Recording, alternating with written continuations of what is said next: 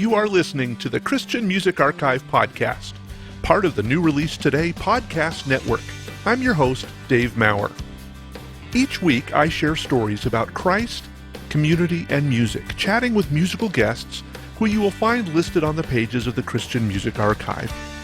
There are thousands of creative men and women who have helped shape the soundtrack of the Christian faith, and we get to hear their stories, learn about how Christ has made a difference in their life, and hopefully along the way, we'll learn how we can be a better part of our community.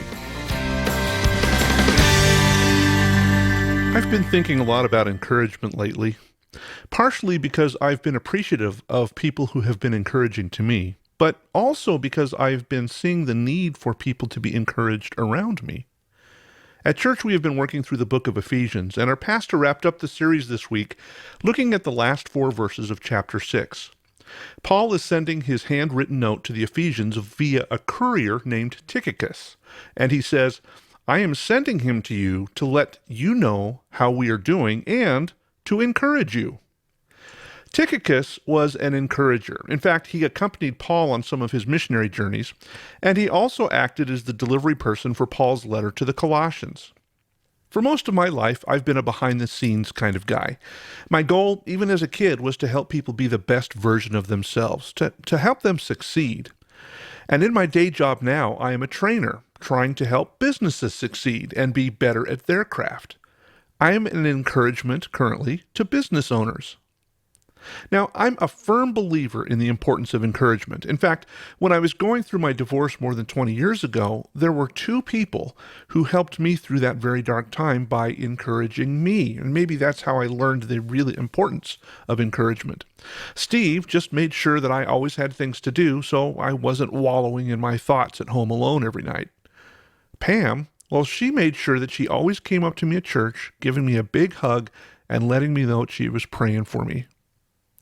The reason I'm bringing all of this up is because I see our society today in desperate need of encouragement. Our friends, co-workers, and family members are coming out of a really tough year. 2020 was a tough one for all of us. There is so much division and finger-pointing and opposite thoughts about what is right these days that we are hurting and in need of someone to offer encouragement. Our conversation today is with Eric Campuzano of The Prayer Chain, and this conversation also illustrates the importance of encouragement. Here was a young band trying to make a difference, and they were really struggling because of the differences between them, the expectations of their record label, and even finger-pointing by fellow Christians. But Eric talks about how important it was for them to receive encouragement from people while they were going through these tough times. And even today, they still get encouragement from fans who say, what you did made a difference in my life. So I guess the theme of this podcast today is encouragement. We all need to receive it, and I think we all need to give it out. According to the World Health Organization, over 750 million people do not have access to clean water.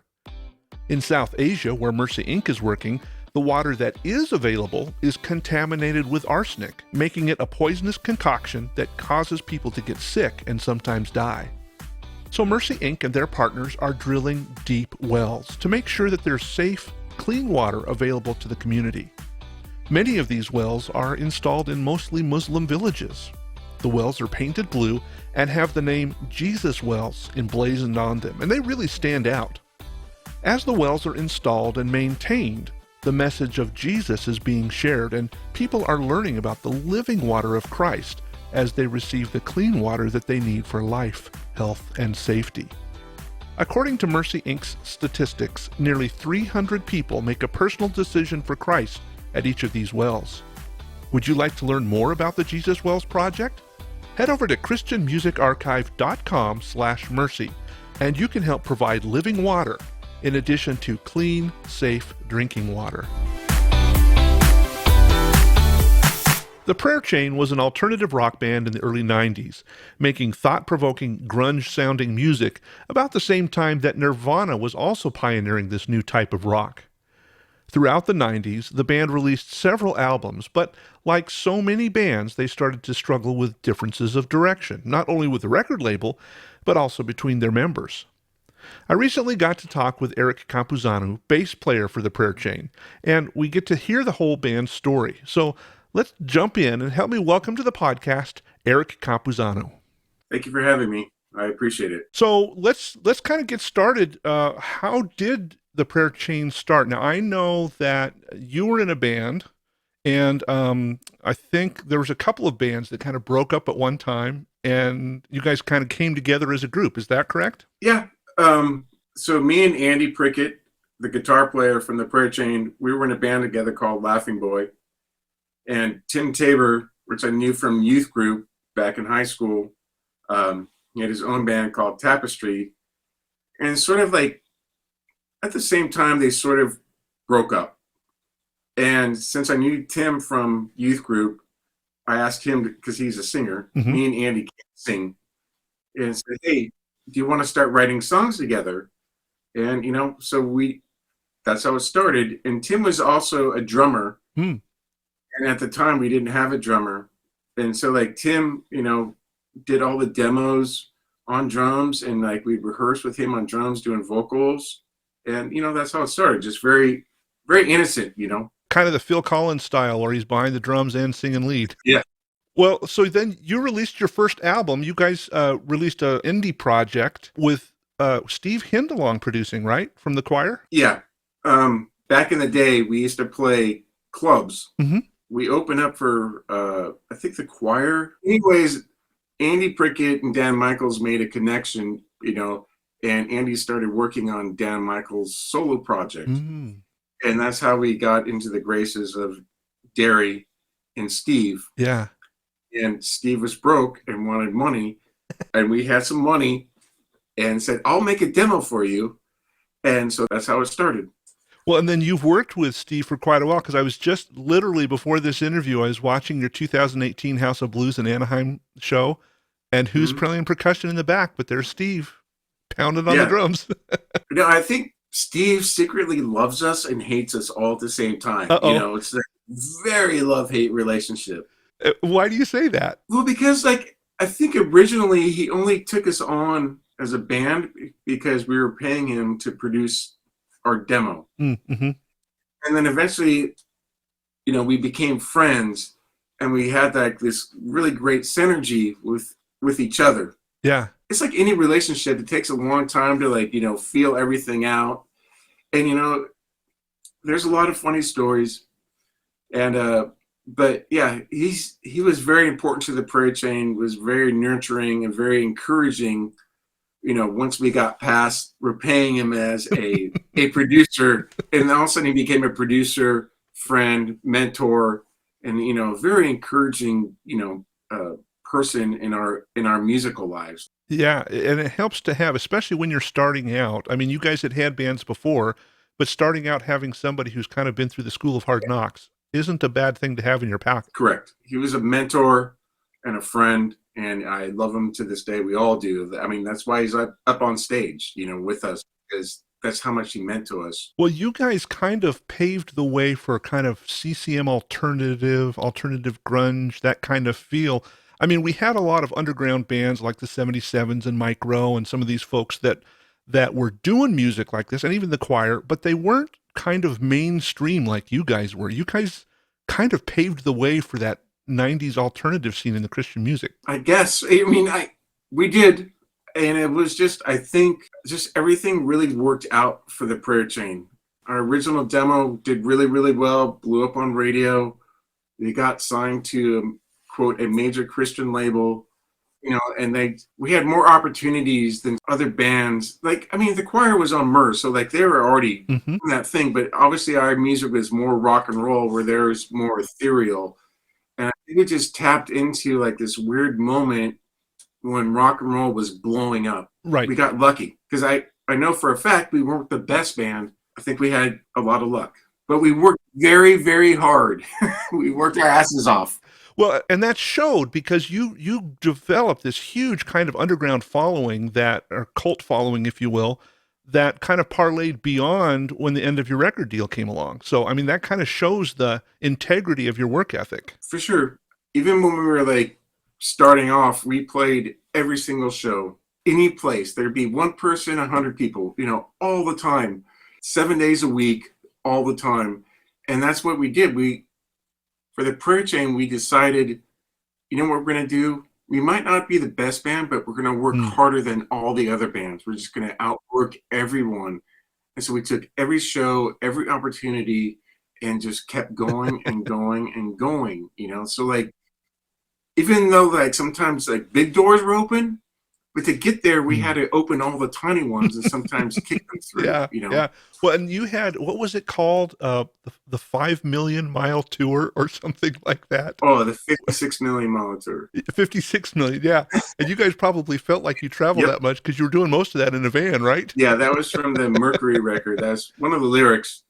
But yeah, I mean, we toured all the time and just never stopped playing. So you got the deal with the record label and you released Shawl in 93. Yep. And then you were called upon to do, and as every band is, to do another record.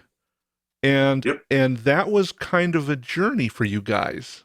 Because there was like you didn't quite see eye to eye. The record label didn't see what you were doing, so forth. Yep. What was that like? It was awful.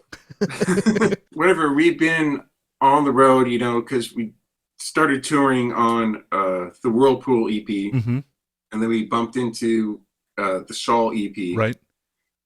And we had one more record that we owed Reunion, and they were gracious enough to put it out for us. But I remember in Southern California, we had to do a New Year's Eve concert. And we had to have a band meeting. And it was just like, we all knew we're breaking up. Like the band was sort of like just done. Yeah. We didn't get along, but we owed Reunion one more record and we wanted to honor that contract. And, we really wanted to do, something that we wanted to do. Yeah. Like it's very selfish. And because Reunion wanted us to be a Petra type band. They were expecting us to do certain things that I don't think we were capable of ever. And, because our first two singles off of Whirlpool and Shine and I Believe, which, are Christian anthems. And they were really fun and it totally opened doors for us. And we, it was great. And then on Shawl, we said Shine is Dead, which sort of, we just decided like, okay, we're going this direction. And then like, I think Reunion probably could have lived with Shawl Part 2. Okay. And a couple guys in the band would probably be fine with that because that's when grunge was blowing up. Right. And we decided, you know what we're going to do? We have one more record. We're going to take all the advantages that Reunion has given us financially and Steve Hindalong and just use all of our resources to make the record that we want to make. And so that's what we did, and it was very, very fun and very, very difficult, because it took a lot to get along with everyone in the band. Like there were great weeks, bad days, just, it's hard.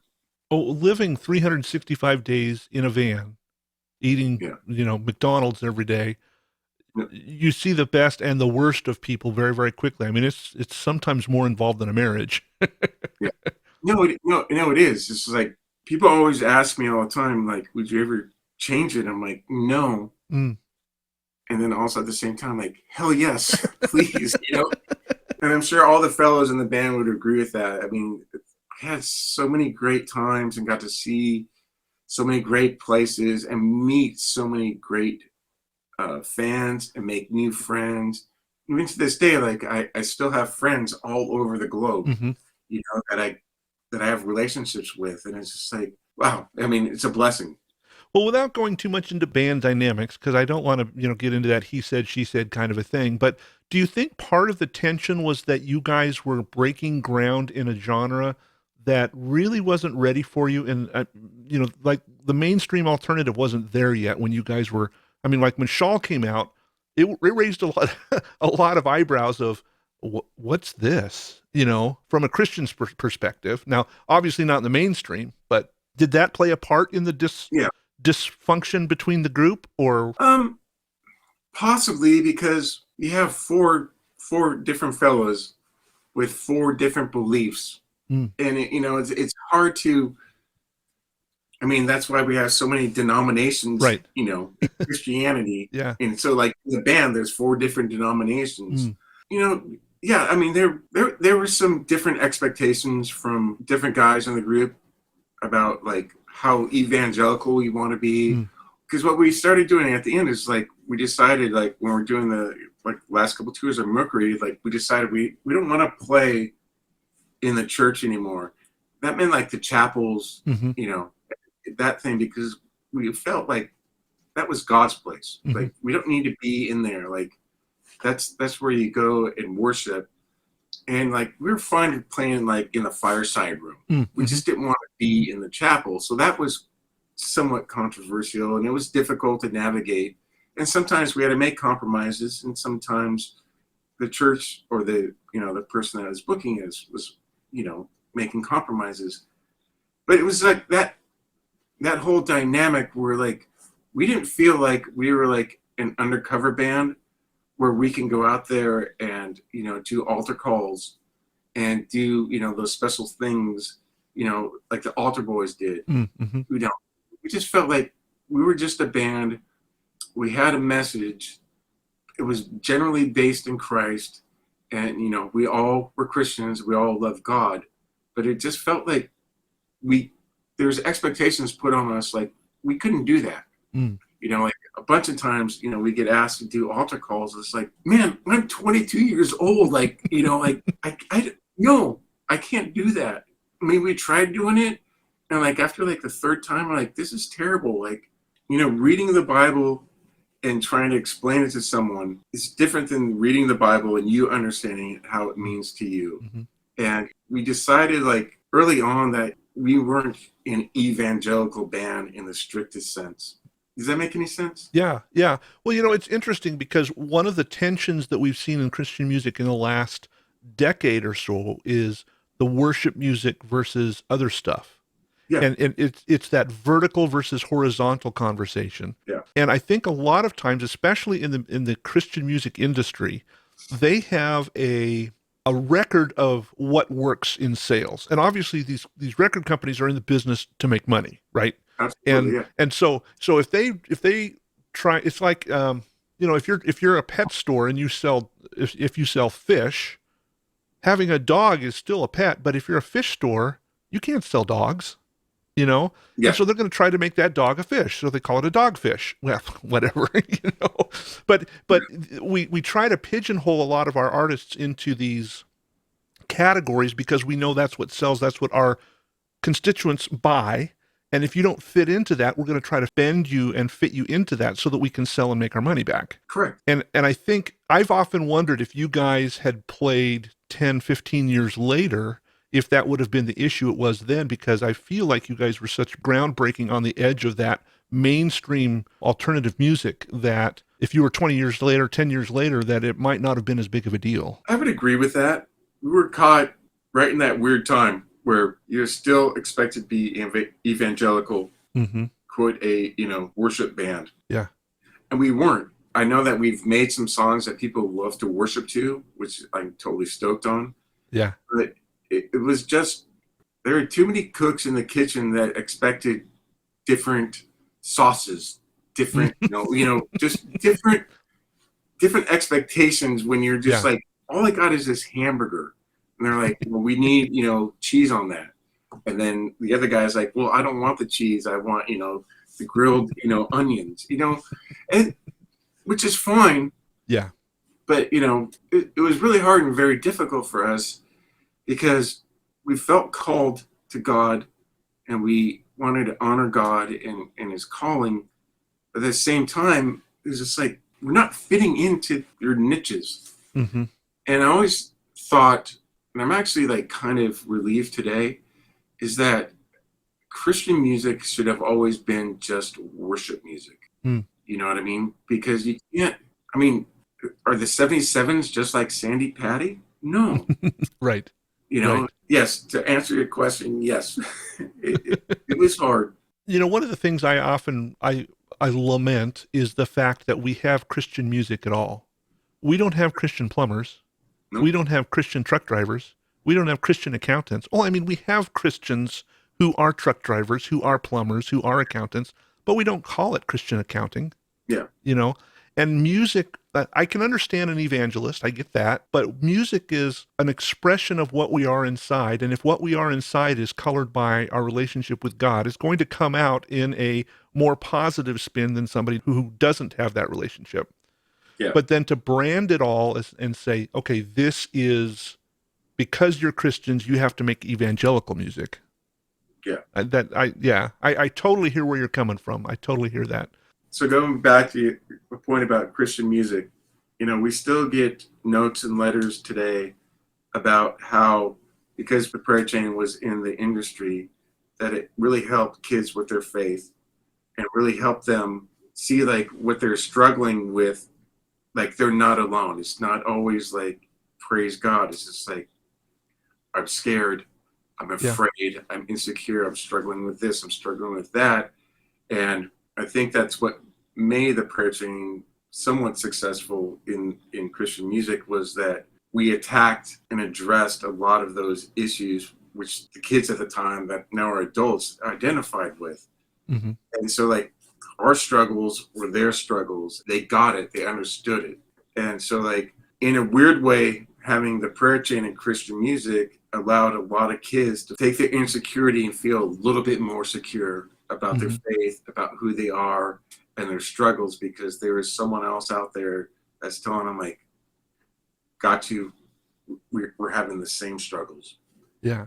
And so like, that's what I find the most empowering about the prayer chain, is like we had that opportunity to not break down any walls, because that's hyperbole. It's just like, I think we had an opportunity to just reach a bunch of kids that really needed to know that you're not alone.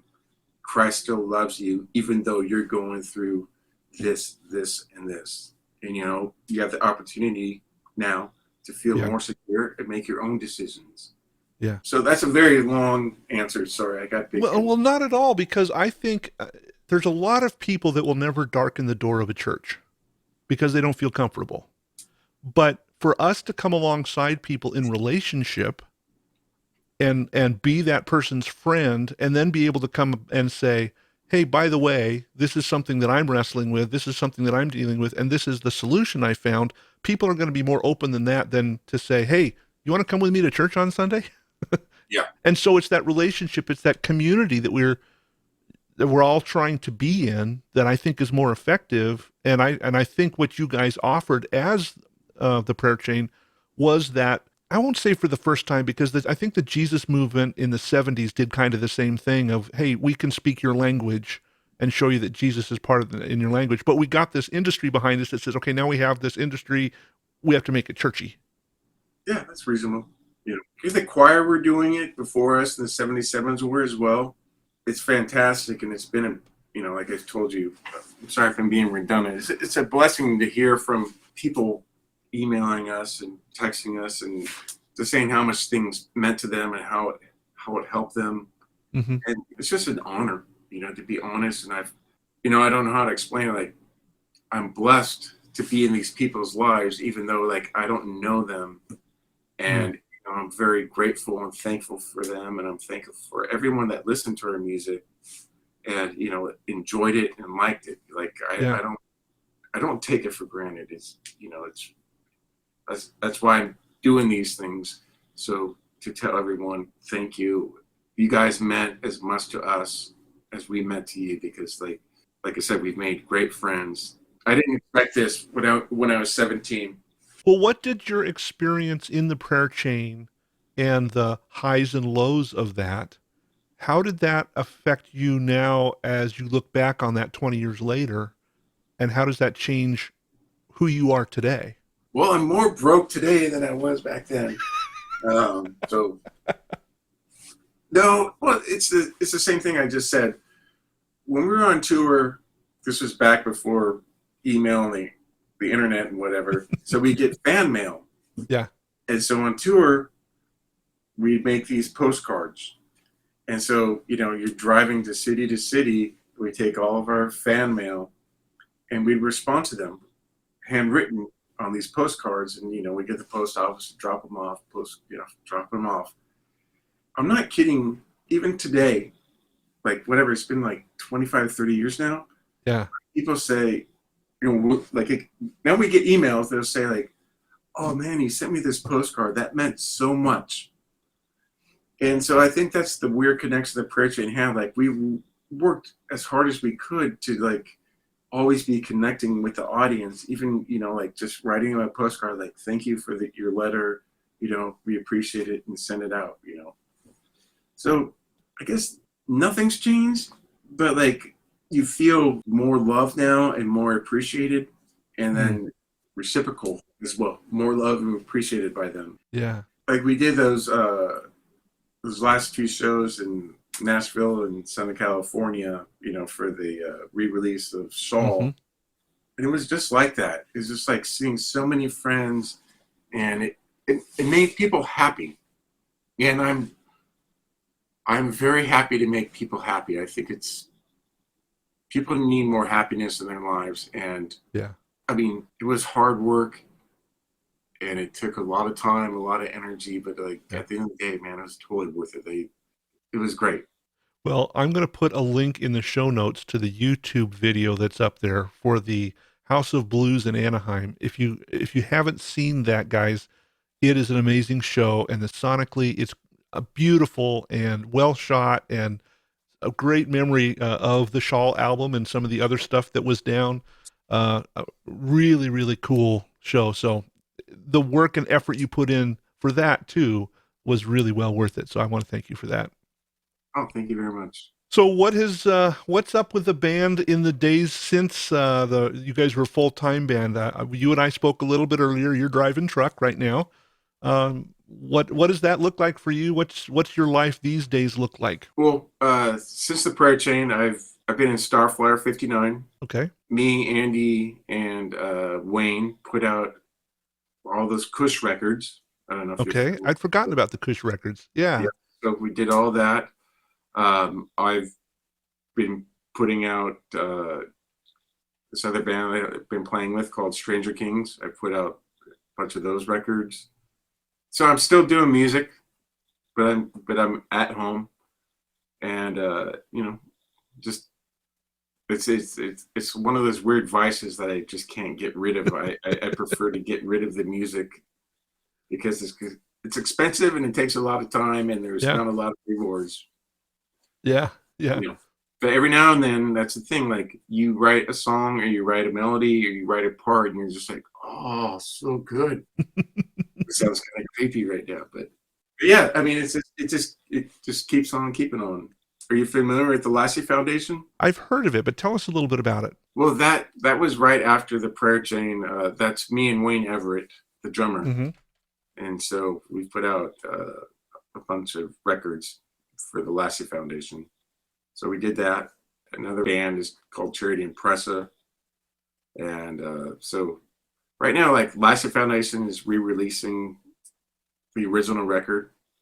Okay. And I'm actually working on the last record for Charity and Pressa.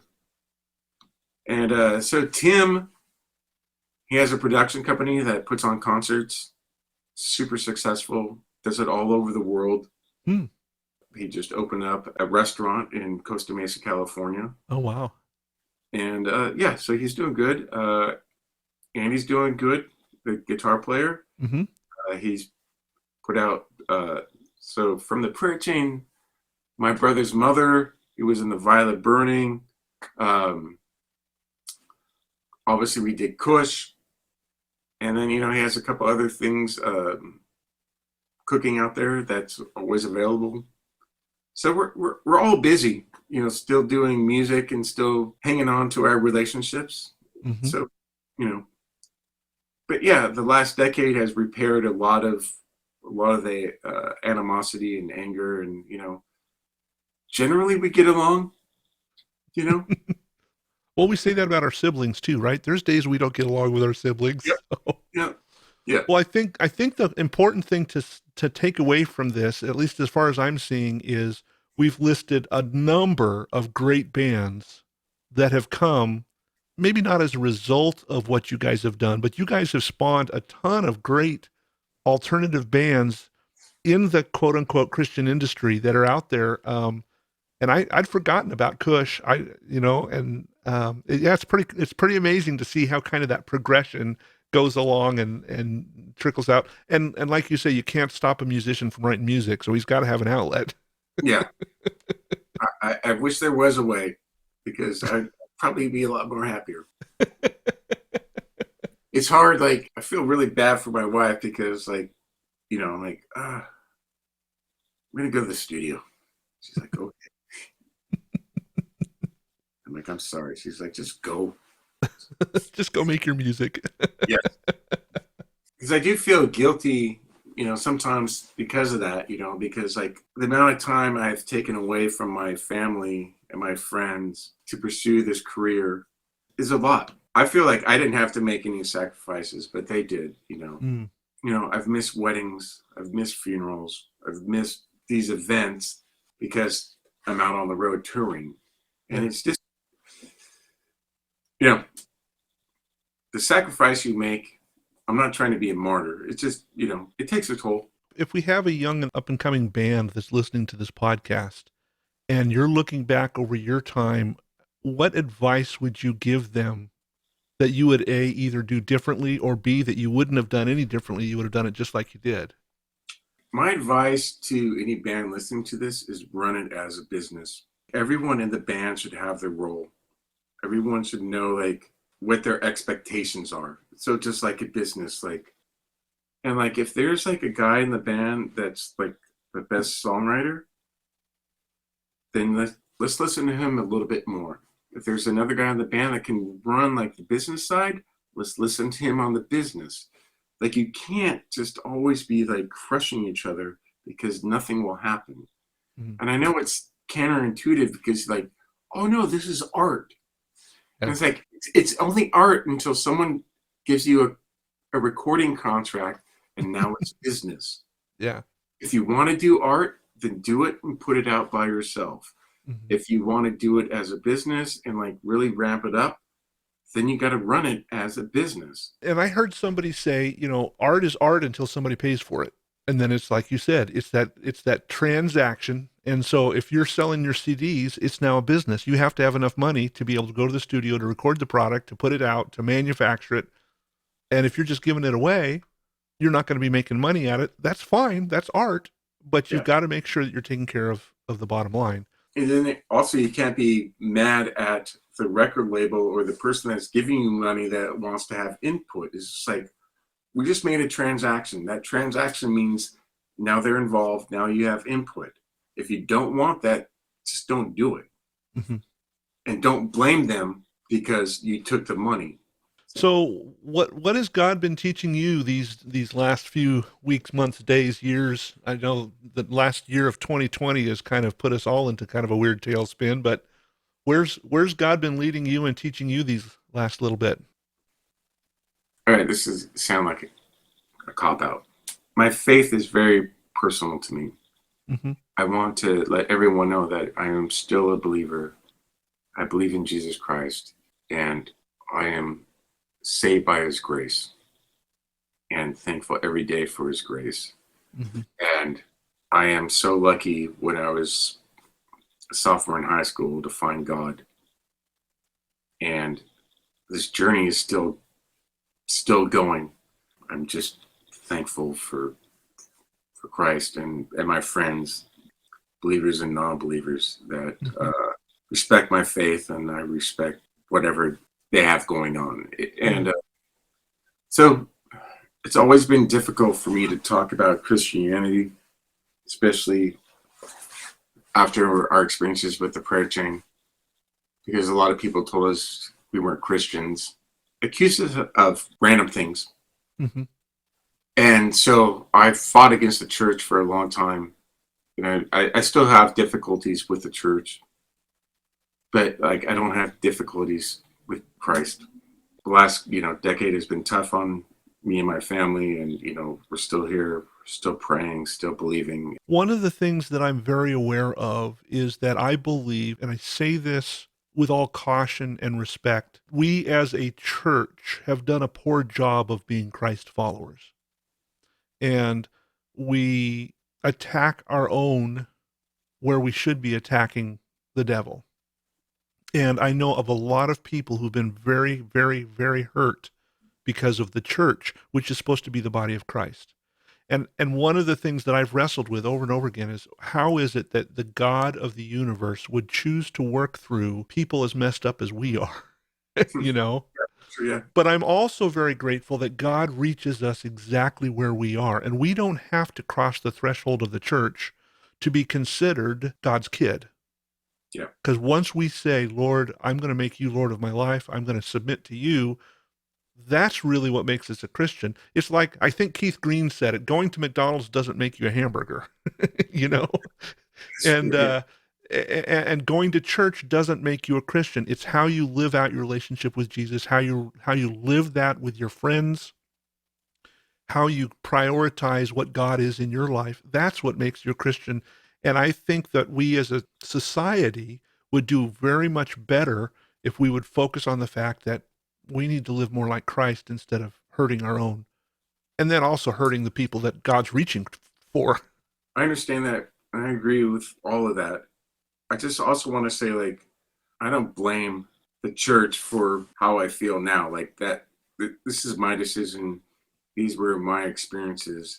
And I do definitely want to encourage anyone to go to church. Church is great. And while I have my own hiccups with the church is not evil. It's broken like man, and man is running the church. So, like, you just have to sort of navigate your way through it. At the end of the day, if you love your church, awesome. It's great.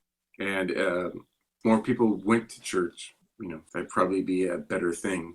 And if our churches were run better and just taught the Bible and Christ, the church would be even more better, as opposed to all these weird things they all have cooking, you know, in their church.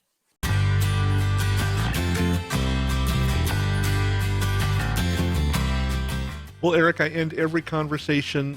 We send out a prayer newsletter every Saturday asking folks to pray for people who have made music, people who are making music, and for the work that they're doing. How can we be praying specifically for you in the weeks and months coming up? Well, can you ask them to have God make me be able to sing in tune? You mean you don't want to use auto-tune? No. I would say, I guess when I want to turn my prayer back to all those people, tell them I will pray for them as well. I just tell them I'm thankful and grateful just for the opportunity, and I will keep them in my prayers, and they can keep me in their prayers. And I got no prayer requests other than, like, thank you.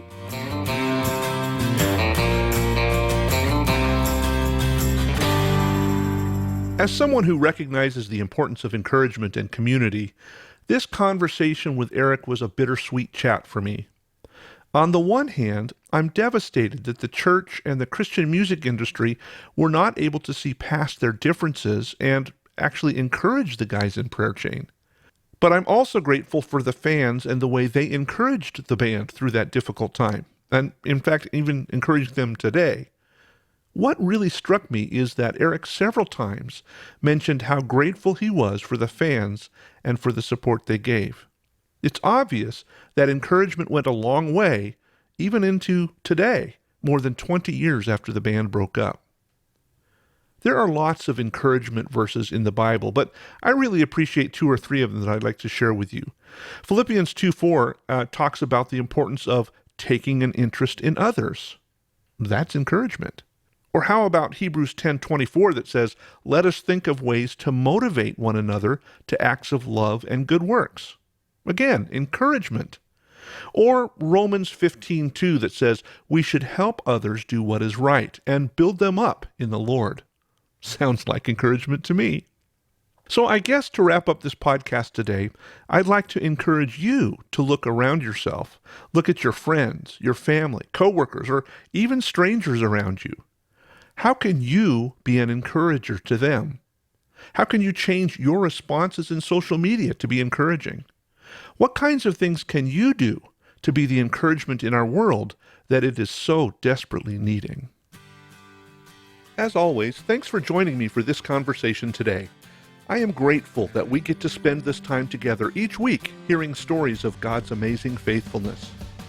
As a regular listener to this podcast, would you mind taking a few minutes and rating it on your favorite podcast app? Reviews and ratings really help spread the word so that other folks can hear about these great conversations. And if you have comments or questions for me, please feel free to drop me a message on any of the social media platforms. You can find me on Facebook, Instagram, Twitter, and Patreon by searching for @CCMExchange. Or you can always drop me an email on the website christianmusicarchive.com. I'm really looking forward to our time together next week when I have another great conversation with one of the musicians you'll find on the pages of the Christian Music Archive. So until then, remember this: God loves you. In fact, He's crazy about you.